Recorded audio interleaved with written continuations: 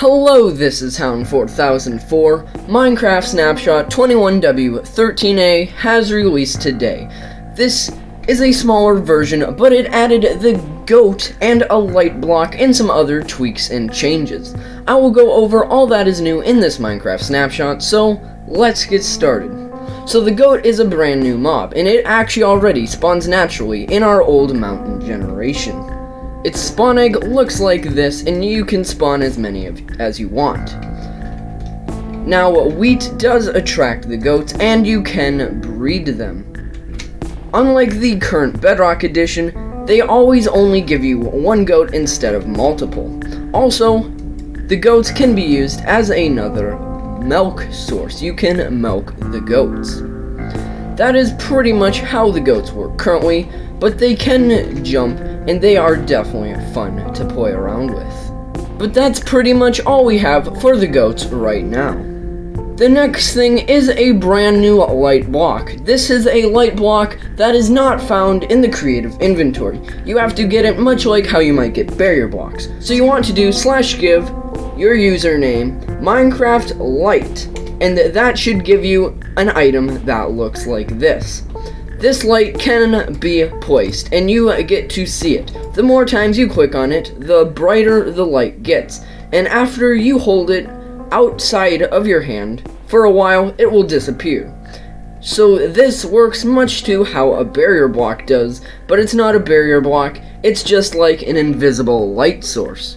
But also with that, your light source can be waterlogged. You can see the outline for the block even though the little speckles aren't there.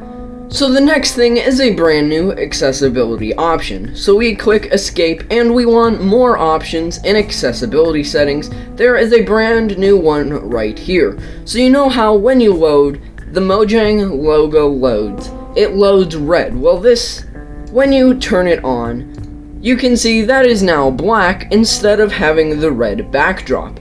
And you can turn that on and off to your liking. So now time for some changes with caves and cave generation. Starting with iron ore is now more common, and the diamond blob cluster, whatever you might want to call them, can now have more diamonds per cluster or vein sometimes.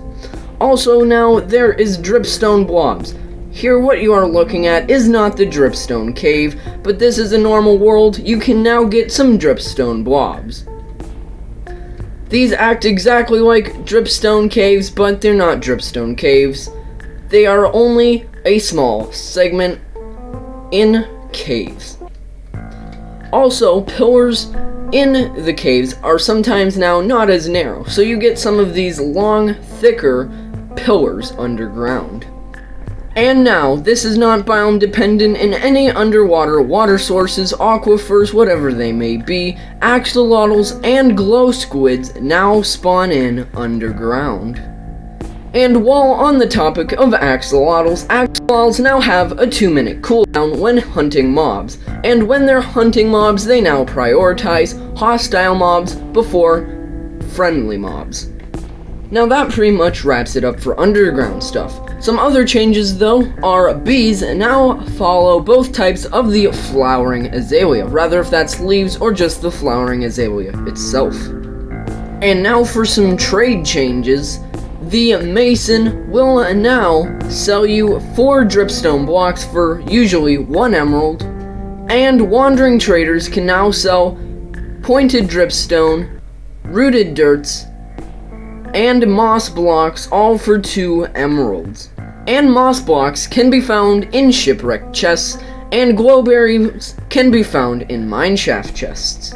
So now for some powdered snow changes. The durability has increased, and the freezing has decreased the time it takes to freeze, and the frequency is now 2. And now if there's an entity on fire and they go into the powdered snow will disappear / melt. And now strays, snow golems, and polar bears are now immune to the freezing effect of the powdered snow. And now mobs shake when they are fully freezing and they start to take damage. And now leather horse armor also protects horses from dying in the powdered snow. Also, any entities that, like fire, are now more vulnerable to the powder snow effect.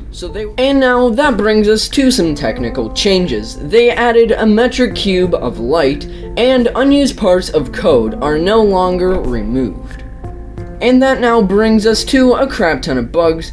This article link is in the description below if you want to check it out for yourself. But overall, that was everything in this snapshot. I hope this was helpful, and I hope you enjoyed. And for now, this is Hound4004 saying goodbye.